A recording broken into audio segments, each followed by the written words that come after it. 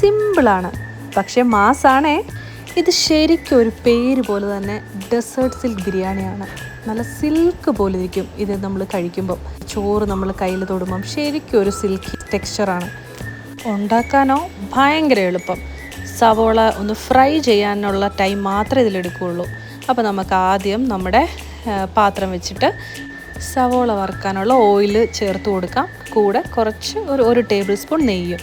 എന്നിട്ട് സവോള നല്ല പോലെ, അതായത് ബിസ്ത, അത് നമ്മൾ റെഡിയാക്കി എടുക്കണം. ഇത് ഒരു ചെറിയ ലൈറ്റ് ഗോൾഡൻ കളർ ആകുമ്പോഴേക്കും തന്നെ നമുക്കത് കോരി മാറ്റണം. കാരണം അത് ഒരിക്കലും കരിയാൻ പാടില്ല. കരിഞ്ഞു കഴിഞ്ഞാൽ അതിൻ്റെ ഒരു ടേസ്റ്റ് മാറിപ്പോകും. അപ്പോൾ ഇതേപോലെ അതിനെ ബിസ്ത ആക്കി നമുക്ക് റെഡിയാക്കി എടുത്ത് മാറ്റണം. എന്നിട്ട് അതേ എണ്ണയിലേക്ക് ഒരു 4 കിഴങ്ങ് ഫ്രൈ ചെയ്തെടുക്കണം. അതായത് ചെറുതാണെങ്കിൽ കട്ട് ചെയ്യേണ്ട, വലുതാണെങ്കിൽ 2ആയിട്ട് കട്ട് ചെയ്യാം. അതിനെ ഒന്ന് ആ എണ്ണയിലിട്ടൊന്ന് മുരിച്ച പോലെ എടുക്കണം.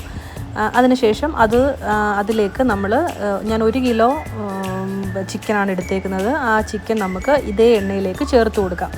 ചേർത്ത് കൊടുത്തതിന് ശേഷം ചിക്കനും കിഴങ്ങും എല്ലാം കൂടെ നമുക്ക് നല്ല പോലെ ഒന്ന് മിക്സ് ചെയ്തെടുക്കാം. മിക്സ് ചെയ്തെടുത്തതിന് ശേഷം അതവിടെ ഇരിക്കട്ടെ. അപ്പോഴത്തേക്കും നമ്മൾ വറുത്ത് വെച്ചിരിക്കുന്ന ബിസ്ത ഒരു ജാറിൽ ഇട്ടതിന് ശേഷം ഒരു കപ്പ് തൈര് ഒഴിക്കുക. അതിലേക്ക് കുറച്ച് സ്പൈസസ് ചേർക്കണം. ഒരു 4 ഏലക്ക, 2 ചെറിയ പീസ് പട്ട, 3 ഗ്രാമ്പു, പിന്നെ ഒരു 1.5 ടേബിൾ സ്പൂൺ മല്ലിപ്പൊടി, 1 ടീസ്പൂൺ പെപ്പർ പൗഡർ, ഒരു ടീസ്പൂൺ മഞ്ഞൾപ്പൊടി, പിന്നെ 1 ടേബിൾ സ്പൂൺ ഇഞ്ചി വെളുത്തുള്ളി പേസ്റ്റ്, 1 ടീസ്പൂൺ ചെറിയ ജീരകം. നല്ലപോലെ അരച്ച് പേസ്റ്റ് പോലെ ആക്കിയതിന് ശേഷം ഇത് ഈ പാത്രത്തിലേക്ക് ഒഴിച്ചു കൊടുക്കുക. അതായത് ഈ ചിക്കനും കിഴങ്ങും ഉള്ള മിക്സിലേക്ക് ഒഴിച്ചു കൊടുക്കുക. എന്നിട്ട് നല്ല പോലെ ഇളക്കണം. നല്ല പോലെ ഇളക്കിയതിന് ശേഷം അത് നല്ല തിള വരണം. ആവശ്യത്തിന് ഉപ്പ് ഈ സമയത്ത് ചേർത്ത് കൊടുക്കാം. എന്നിട്ട് നല്ലപോലെ മിക്സ് ചെയ്യണം. മസാല തിള വന്ന് കഴിയുമ്പോഴത്തേക്കും ഇതിലേക്ക് ഒരു 5 പച്ചമുളക് നെടുകെ കീറി നമുക്ക് ഇട്ട് കൊടുക്കാം. അതുപോലെ ഒരു 1/2 കപ്പ് മല്ലിയിലയും 1/4 കപ്പ് പുതിനയിലയും കൂടെ ഇതിലേക്ക് ചേർത്ത് കൊടുക്കാം. എന്നിട്ട് നല്ല പോലെ മിക്സ് ചെയ്യണം. മിക്സ് ചെയ്തതിന് ശേഷം ഇത് നമുക്ക് ഒരു ലോ ടു മീഡിയം ഫ്ലെയിമിലേക്ക് വെച്ചതിന് ശേഷം അടച്ച് വെച്ച് നമുക്ക് വേവിക്കാം.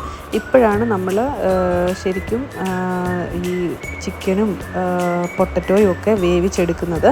അപ്പോൾ അടച്ച് വെക്കുക. ഇനി നമുക്ക് വേവിക്കാൻ വേണ്ടി വെള്ളം വെച്ചിട്ടുണ്ട്. അപ്പോൾ അത് തിളച്ച് കഴിഞ്ഞതിന് ശേഷം ബസ്മതി റൈസ് ഒരു 4 കപ്പാണ് ഞാൻ എടുത്തേക്കുന്നത്. അത് ഒരു 10 മിനിറ്റ് കുതിർത്തതിന് ശേഷം അത് ഞാൻ ഇട്ട് കൊടുത്തിട്ടുണ്ട്. എന്നിട്ട് ഒരു 80% നമുക്ക് വേവിച്ചെടുക്കണം റൈസ്. അതിനുശേഷം നമുക്ക് മസാല ഇപ്പം വെന്തിട്ടുണ്ട്. അപ്പോൾ മസാല ഒരു 90% വെന്തിട്ടുണ്ട്. അപ്പോൾ അതിൽ നിന്ന് കുറച്ച് മസാല നമുക്ക്, അതായത് ഞാൻ ലെയറായിട്ടാണ് ഞാൻ ദം ചെയ്യുന്നത്. അതുകൊണ്ട് കുറച്ച് മസാലയും കിഴങ്ങും എല്ലാം കൂടെ ചേർന്ന ഗ്രേവിയോടെ ഞാൻ കുറച്ചെടുത്ത് മാറ്റുന്നുണ്ട്. അപ്പോൾ അതിനുശേഷം അരി നമുക്ക് തിളച്ച് അതിനകത്തുനിന്ന് ഊറ്റി ഇതിലോട്ട് ഇട്ട് കൊടുക്കാം. നിങ്ങൾക്ക് ഊറ്റി മാറ്റി വെക്കണമെങ്കിൽ അങ്ങനെ ചെയ്യാം. ഞാൻ അതോടെ ആ ചൂടോടുകൂടി തന്നെ ഞാൻ ഊറ്റിയിട്ട് ഇതിലോട്ടോട്ട് ചേർത്ത് കൊടുക്കുവാണ്. അപ്പോൾ അങ്ങനെ ലെയർ എടുക്കുവാണ്.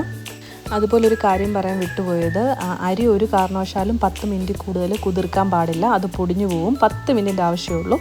അപ്പോൾ നമുക്കിതിലേക്ക് ഊറ്റിയ അരി നമുക്ക് ഇട്ട് കൊടുക്കാം. ആദ്യം ഒരു തവി ഞാനിങ്ങനെ ഇട്ട് കൊടുക്കുന്നുണ്ട്. അതിനുശേഷം വീണ്ടും നമ്മൾ കുറച്ച് ബിസ്ത ഞാൻ ആദ്യം അരയ്ക്കാൻ വെച്ചതിനകത്തുനിന്ന് കുറച്ചെടുത്ത് മാറ്റിയിട്ടുണ്ടായിരുന്നു. അപ്പോൾ അത് ഇടയ്ക്ക് നമുക്ക് ഒന്ന് ഇട്ട് കൊടുക്കാം. പിന്നെ നിങ്ങൾക്ക് ഒത്തിരി ഫ്ലേവേഴ്സ് ഇഷ്ടമാണെന്നുണ്ടെങ്കിൽ നിങ്ങൾക്ക് ഈ സമയത്ത് കുറച്ച് മല്ലിയിലയും കുറച്ച് പുതിനയിലയൊക്കെ ഇതിൻ്റെ ഇടയ്ക്ക് ഇട്ട് കൊടുക്കാം. പക്ഷേ ഞാനിവിടെ ബിസ്ത മാത്രമേ ഇട്ട് കൊടുക്കുന്നുള്ളൂ. അതിട്ട് കൊടുത്തതിന് ശേഷം ഞാൻ മാറ്റി വെച്ചിരുന്ന മസാല ഇതിലേക്ക് ഇട്ട് കൊടുക്കുന്നുണ്ട് ലെയറായിട്ട്. ഇപ്പോൾ ലെയറായിട്ട് ദം ചെയ്യാൻ താല്പര്യമില്ലെന്നുണ്ടെങ്കിൽ നമുക്ക് ലെയറായിട്ടല്ലാതെ ഒരു മസാല ഫുള്ള് അടിയിലാക്കിയിട്ട് ചോറ് മേളിലും ആക്കിയിട്ട് ദം ചെയ്യാം. പക്ഷേ എനിക്ക് കുറച്ചും കൂടെ നല്ല ടെക്സ്ചർ കിട്ടുന്നത് നമ്മളിങ്ങനെ ലെയർ ബൈ ലെയർ ദം ചെയ്യുമ്പോഴാണ്. അപ്പോൾ ഞാൻ വീണ്ടും അടുത്ത ലെയർ ഇട്ടതിന് ശേഷം വീണ്ടും ബിസ്ത കുറച്ചിട്ട് കൊടുത്തു. ഇട്ട് കൊടുത്തതിന് ശേഷം ഞാൻ ഒരു 1/2 ഗ്ലാസ് പാലിൽ കുറച്ച് മഞ്ഞൾപ്പൊടി ചേർത്ത് അതൊന്ന് മിക്സ് ചെയ്തിട്ട് അതും കൂടെ ഇതിൻ്റെ മേളിലോട്ട് ഒഴിച്ചു കൊടുക്കുന്നുണ്ട്. ലാസ്റ്റ് ലെയറിൽ ഞാൻ ബിസ്ത ചേർക്കുന്നതിനോടൊപ്പം കുറച്ച് മല്ലിയിലയും കുറച്ച് പുതിനയിലയും കൂടി ഇട്ട് കൊടുക്കുന്നുണ്ട്. പിന്നെ ഒരു 2-3 പച്ചമുളകും കൂടെ ചേർത്ത് കൊടുക്കാം. ഇനി ഇത് ഒരു അലൂമിനിയം ഫോയിൽ വെച്ച് നല്ലപോലെ ക്ലോസ് ചെയ്യുക. അറിയാമല്ലോ, ദം ചെയ്യാൻ വേണ്ടി ഇപ്പോൾ അലൂമിനിയം ഫോയിലാണ് ഞാൻ ഉപയോഗിക്കുന്നത്. അല്ല നിങ്ങൾ മൈദ കുഴച്ചിട്ട് അത് റൗണ്ടായിട്ട് ഒട്ടിച്ചു കൊടുക്കുന്നെങ്കിൽ അങ്ങനെ ചെയ്യാം. എന്തുമായാലും ഒട്ടും ആവി കയറാതെ നല്ല വൃത്തിക്ക് ദം ചെയ്തെടുക്കാം. ഒരു 20 മിനിറ്റ് ലോ ടു മീഡിയം ഫ്ലെയിമിൽ വെച്ചിട്ട് വേണം ദം ചെയ്തെടുക്കാൻ. 20 മിനിറ്റ് കഴിഞ്ഞിട്ട് നമുക്കിത് ഓപ്പൺ ആക്കാം. ഇതൊരു മസ്റ്റ് ട്രൈ റെസിപ്പിയാണ്. ഈ ബിരിയാണി ഭയങ്കര എളുപ്പമാണ് നമുക്ക് ഉണ്ടാക്കാൻ. സാധാരണ ബിരിയാണിക്കകത്ത് നമ്മൾ തക്കാളി അല്ലെങ്കിൽ ഒരുപാട് ഇഞ്ചി വെളുത്തുള്ളി അങ്ങനെ ഒരുപാട് പരിപാടികളുണ്ടല്ലോ. അത്രയും ഒന്നുമില്ല. ആ ഒരു ബിസ്ത നമ്മൾ ഫ്രൈ ചെയ്യാൻ എടുക്കുന്ന ഒരു ടൈമേ ഉള്ളൂ. ഭയങ്കര ടേസ്റ്റാണ്. നിങ്ങൾ ഇത്രയും ഒരു വെറൈറ്റി ബിരിയാണി കഴിച്ചിട്ടുണ്ടാവില്ല. തീർച്ചയായിട്ടും ഇതൊന്ന് ട്രൈ ചെയ്ത് നോക്കണം. വെറുതെ പറയുന്നതല്ല. ഞാൻ ഇത് ട്രൈ ചെയ്ത് ഇതിപ്പോൾ ഞാൻ തേർഡ് ടൈമാണ് ഞാൻ ഈ ബിരിയാണി ഉണ്ടാക്കുന്നത്. അപ്പം അത്രയും ടേസ്റ്റാണത്. അപ്പം അത്രയും കോൺഫിഡൻ്റ് ഉള്ളതുകൊണ്ട് മാത്രമാണ് ഞാൻ ഈ റെസിപ്പി ഷെയർ ചെയ്യുന്നത്. അപ്പം നിങ്ങൾ തീർച്ചയായും ഇത് ട്രൈ ചെയ്ത് നോക്കണം. ട്രൈ ചെയ്ത് നോക്കിയിട്ട് നിങ്ങളുടെ ഫീഡ്ബാക്ക് കമൻറ്റിലൂടെ അറിയിക്കുകയും വേണം. ഇഷ്ടപ്പെട്ട ലൈക്ക് ചെയ്യണം, സബ്സ്ക്രൈബ് ചെയ്യണം. എൻ്റെ ഈ വീഡിയോ നിങ്ങൾ നിങ്ങളുടെ ഫാമിലിയിലും ഫ്രണ്ട്സിനുമൊക്കെ ഒന്ന് ഷെയർ ചെയ്ത് കൊടുക്കണം, സപ്പോർട്ട് ചെയ്യണം. ഇതുപോലുള്ള നല്ല വെറൈറ്റി ഡിഷസായിട്ട് ഇനിയും വീണ്ടും വരുന്നതായിരിക്കും. അപ്പം സബ്സ്ക്രൈബ് ചെയ്യുമ്പം ആ ബെല്ലൈക്കൻ്റെ അവിടെ ഓള് പ്രസ് ചെയ്യാൻ മറക്കരുത്. അപ്പം നിങ്ങളുടെ വിലയേറിയ അഭിപ്രായങ്ങൾ കമൻറ്റിലൂടെ അറിയിക്കുമെന്ന് ഞാൻ പ്രതീക്ഷിക്കുന്നു. അപ്പം like, share, subscribe. Thank you.